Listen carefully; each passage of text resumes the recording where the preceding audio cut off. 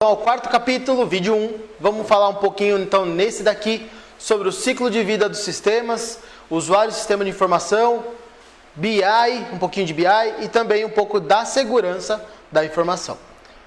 Anteriormente a gente falou um pouquinho sobre sistemas transacionais, sistemas de suporte à decisão, né, especialistas ou de automação, sistemas de informações gerenciais. Então a gente navegou por aquela pirâmide que a gente viu, fazendo desde o operacional até a parte gerencial, a parte do gestor, tá certo? Então, vamos em frente aqui. Então, o ciclo de vida de um sistema, né? O que é o ciclo de vida de um sistema?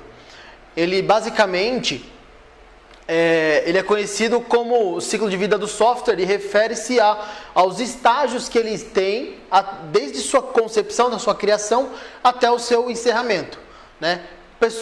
As pessoas geralmente conhecem como sistemas legados, né? E que empresa não tem, por exemplo, um sistema legado? É muito difícil que você veja, por mais consultorias que a gente faça por aí, os sistemas, muitas vezes aí a empresa tem um sistema legado, que é um sistema que foi criado justamente para determinado fim e depois foi descontinuado. E aí a gente volta na nossa aula anterior falando de RP, falando de CRM, então de tentar trabalhar com empresas que realmente tenham nome de mercado, que tenham aderência no mercado, para que você evite ter esses softwares, por exemplo, que fiquem legados dentro da sua empresa.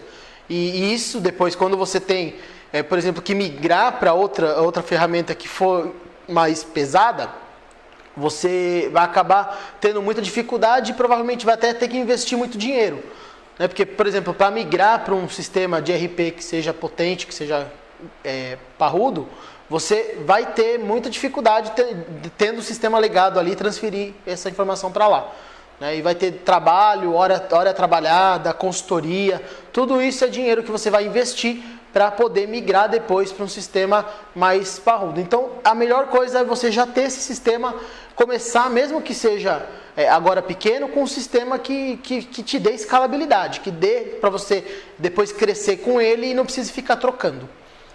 Tá bem? Então, o ciclo de vida, voltando aqui no ciclo de vida, ele tem uns estágios, por exemplo, de concepção, é quando ele é criado, de projeto, quando ele está sendo desenvolvido, de criação, quando ele é lançado, de implementação, e aí a implementação é quando ele é publicado para as pessoas poderem utilizar. Então, quando ele está no estágio de criação, você lembra muito bem que a maioria das empresas faz isso, solta uma versão beta, por exemplo. O que é a versão beta? É a versão que foi criada que eles querem testar para ver se funciona.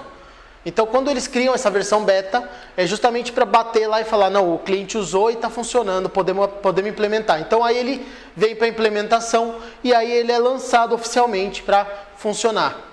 Então, a gente vê muito isso com celulares, por exemplo, nas atualizações de celular. Eles lançam versão beta, corrige bug e depois lançam uma versão mais atualizada justamente para poder lacrar essa implementação que foi feita, essa melhoria de sistema que foi feita. Então a gente tem, desde a concepção, nessa imagem você pode também ver no seu PowerPoint lá, você pode baixar ela para dar uma olhada. Então você tem lá o período de concepção, a construção, implantação e implementação.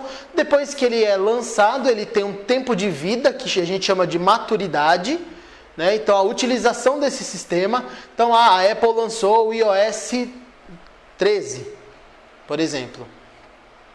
Então ele foi criado, concebido, construído, implantado, implementado, publicou, está valendo.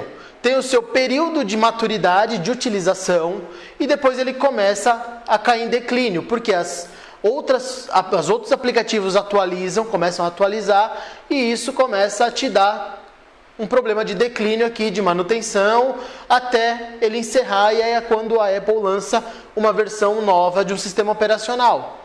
Tá certo? Então, quando você deixa ele implementado e põe para rodar, automaticamente você já precisa pensar e conceber um novo sistema para que ele possa manter esse ciclo de vida funcionando ativo. Tá bem? Então, quando você cria um sistema, concebe um ciclo de vida de um sistema, você precisa primeiro entender e levantar quais requisitos. Então vamos pensar, se eu quero ter um CRM ou um RP que eu preciso do meu sistema. Então, se eu quero ter um CRP, um ERP, um CRM ou um ERP, por que eu preciso ter esse... Eu preciso entender primeiro os requisitos, o que eu quero com aquele software, né? O que eu quero que ele faça. E aí, a partir daí, eu posso procurar softwares que tenham sentido para mim, para fazer.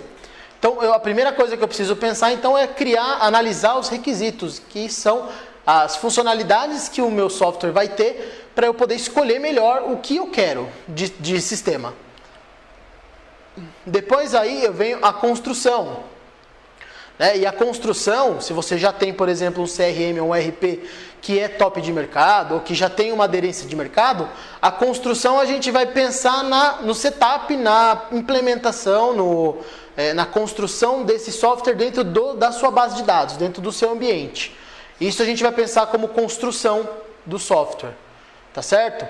Então, depois que eu analisei lá, vi os requisitos que eu preciso, vai ser esse RP que eu vou usar, legal. Então, eu vou pegar e chamo os caras lá, vamos construir aqui na minha base, no meu ambiente, tá ok? Tá ok, é construído, depois ele é testado, né? Ele é desenvolvido lá dentro da base, né? E desenvolvido, instalado lá dentro, e aí o desenvolvimento tem duas fases, a de instalação sua de sistema e tem o desenvolvimento do software que você está também usando. Então, eu estou usando a versão 10, eles já estão trabalhando na versão 11.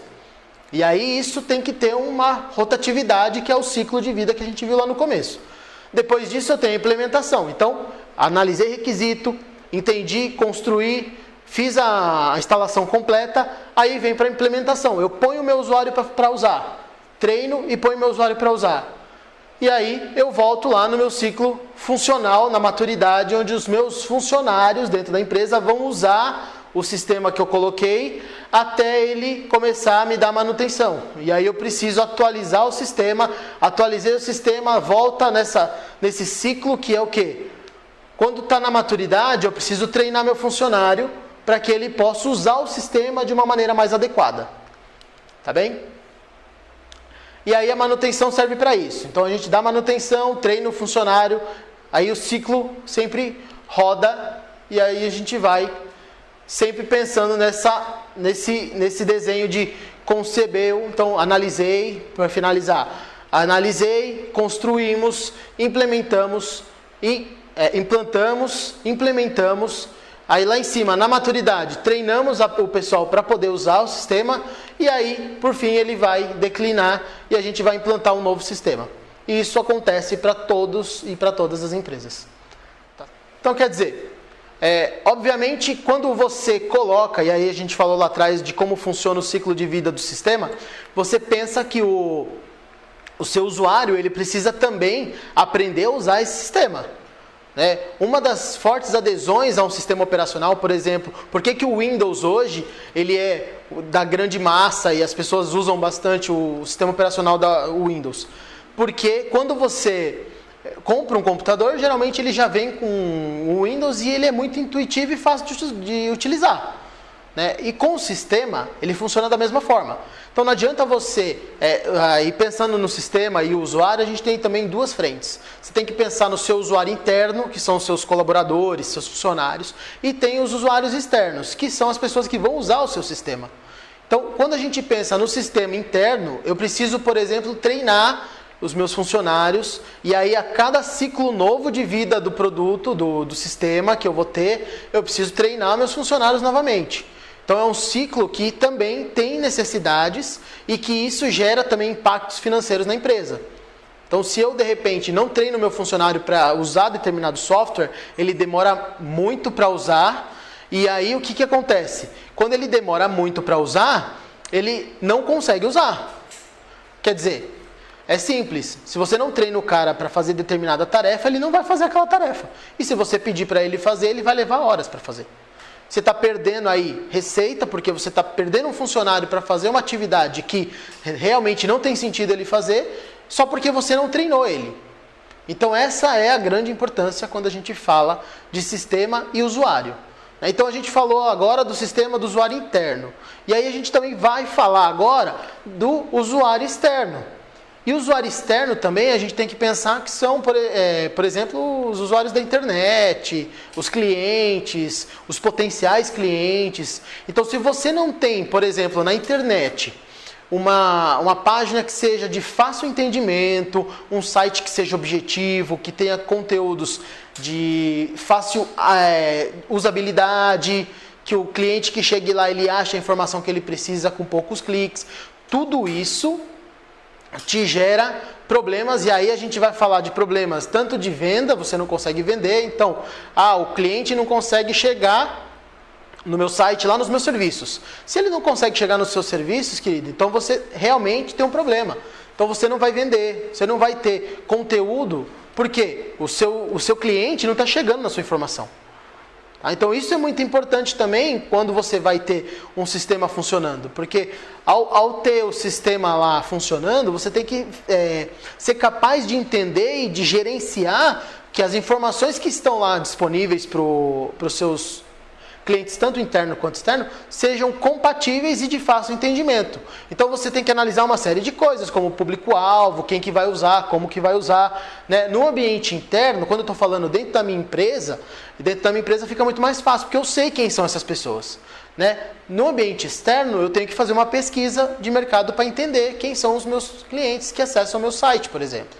Né? Que acessam o meu site, ou meu ambiente, ou minha plataforma, alguma coisa desse tipo. Então, se eu tenho um site lá disponível para o cliente, sei lá, exportar arquivos de uma maneira mais comprimida, eu tenho que garantir que eles usem isso de uma forma simples. Então, eu não posso dificultar o meu usuário, né, permitir que o meu usuário tenha dificuldade de acessar, porque só por uma questão de preciosismo meu. Eu tenho que pensar sempre que a usabilidade ela é a mais importante no momento que a gente fala de sistema e aí um pouco de sistema web. Porque quando eu estou na internet, eu não tenho, por exemplo, uma pessoa do meu lado falando, não, clica aqui em automação, clica aqui e faz isso, clica aqui e faz aquilo. Eu não tenho ele. Tá certo? Então, quando eu não tenho isso, eu preciso garantir que a pessoa que acesse, ela tem autonomia para chegar na informação antes de conseguir da pessoa fazer o seu acesso. Tá bem? Então, assim, os custos de ignorar isso, né, às vezes são muito altos. Se você, por exemplo, não treina o seu funcionário adequadamente, você pode ter problemas até financeiros. Né? Você deixa com que o usuário produza de uma forma mais eficaz só pelo fato de você não ter treinado ele. Tá certo? Então, as limitações das metodologias de design tradicionais têm sido realmente mitigadas pela adoção das metodologias soft. Né? E quais são as metodologias soft? São as metodologias que te abraçam e te ajudam a construir e a conseguir fazer determinado processo, determinada função. Elas se baseiam, por exemplo, na ideia que a participação contínua dos usuários no desenvolvimento do novo sistema pode evitar problemas futuros. E aí a gente fala aqui, voltamos a falar um pouquinho de ciclo de vida do sistema, e aí quando eu estou falando lá atrás em produto beta, lançamento beta e como que ele vai ser implantado no mercado, eu falo aqui, então, para evitar problemas futuros, de eu colocar o meu usuário, né, as pessoas que usam aquele sistema, para entender esse sistema e para me falar, olha, quais são os potenciais problemas que você tem para eu poder resolver isso para você. Isso é importante ter também. Eles são os usuários, né? Então é quem usa no final o sistema que sabe os potenciais problemas que ele tem. Então quando você tem um site que não funciona, se você não ouve o seu cliente, eles não acessam mais o seu site. Eles vão para outro site que tem uma base que seja amigável, que seja friendly, que eles chamam. Tá certo? Então, lembra que o analista ele é o cara que desenvolve, mas ele não é o cara que usa. E quando você fala de software, de sistema, você precisa ouvir o cara que usa, precisa treinar o cara que usa para ele te apontar determinados problemas que ele tem. Certo? Então, significa que para que seu sistema possa evoluir mesmo, você precisa ouvir o seu usuário. Isso é fundamental. Então, é necessário treinar o seu funcionário, o seu usuário, é necessário ouvir o seu usuário, é necessário ouvir o humano para que o sistema se torne eficaz e eficiente. Tá certo? Então, para a gente finalizar então esse capítulo, o que eu posso te dizer? Eu tenho aqui o usuário e o sistema de informação, que a gente acabou de falar um pouquinho. Eu espero que você tenha gostado. Lembra de acessar lá no nosso ambiente virtual os fóruns, os questionários, usa o guia didático, estuda, aprenda mais. Tem os links também no Se Liga Aí, nas nossas dicas. Então acessa e aprende mais lá. Se precisar, pode contar comigo nesse processo. A gente falou agora anteriormente um pouquinho de ciclo de vida de sistema, né, de usuário e sistema de informação.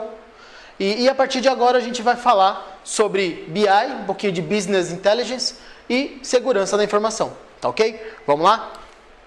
Então, BI. Turban diz que BI acrescenta que os principais objetivos são permitir o acesso interativo aos dados, permitir a manipulação dos dados e possibilitar os gerentes que tenham condições de tomar as melhores decisões com agilidade. E aí eu vou voltar no nosso capítulo anterior, quando a gente falou de sistema, quando a gente falou da pirâmide. Vocês lembram que a gente tinha o operacional, o tático e o estratégico. O operacional, a gente tinha os sistemas transacionais, depois a gente tem os sistemas que são de informação gerencial e, por fim, o sistema de informação executiva. Tá certo? E aí, o BI ele vem de encontro a esses sistemas. Quer dizer, eu não tenho inteligência de negócio, eu não tenho BI, se eu não tiver informações realmente relevantes para o material que o meu gerente quer exportar, quer gerar, para entender o cenário atual. Então, aí fazendo um casamento com o nosso ciclo de vida, como que eu vou ter um ciclo de vida, um software melhor, um sistema melhor, se eu não tenho a informação adequada para saber o que eu preciso melhorar nele? E a Business Intelligence, ela vem justamente para entender e para ajudar, né? A inteligência de negócios, né? Ela vem para abranger todos os setores da empresa e transformar isso em um único pool de conteúdos, oferecendo informações exatas e coerentes, seguras para as tomadas de decisões dos gerentes. Então ele é um conjunto de teorias, de métodos, de processos e de tecnologias estruturadas que transformam grandes quantidades de dados, então eu tenho muitos dados, transforma isso em informações essenciais para uma boa gestão. Né? Eu pego então dentro do meu sistema e consigo abstrair e trazer informações relativas e importantes para tomar decisão em determinado assunto da minha empresa. Então, se eu vou trabalhar na área dos recursos humanos e vou fazer determinada atividade, eu vou focar em cima da informação que eu tenho na minha exportação lá do sistema. Né? Quais informações eu preciso? Eu quero saber o salário de cada funcionário meu desse último ano. Então eu gero uma planilha com essa informação e aí eu consigo tomar a melhor decisão em cima desses dados, dessas informações. E aí eu tenho também, na área da saúde, a mesma coisa. Quando eu trabalho o meu profissional da saúde, o meu enfermeiro, eu preciso saber ali quem produz mais, quem trabalha melhor, quem folga mais, quem folga menos. Todas essas informações elas são importantes para que eu tenha uma base um repertório de informação, e esse repertório de informação vai me deixar tomar a melhor decisão para determinado ponto na hora que eu precisar. Tá bem? E a Business Intelligence, ou a inteligência de negócios, ela vem auxiliando aí nessa formatação nossa do dia a dia. Então, os benefícios dela é auxiliar a organização e estruturar realmente um planejamento estratégico. E aí, planejamento estratégico a gente fala também numa outra disciplina aqui no curso. E a gente pode falar que o planejamento estratégico, ele ajuda a construir vantagens competitivas sustentáveis. Então, por que eu planejo? Né? Por que eu tenho um planejamento na minha empresa? Eu tenho planejamento justamente para conseguir fazer com que eu tenha competitividade. Né? Eu planejo as ações que eu vou fazer para conseguir ter competitividade empresarial.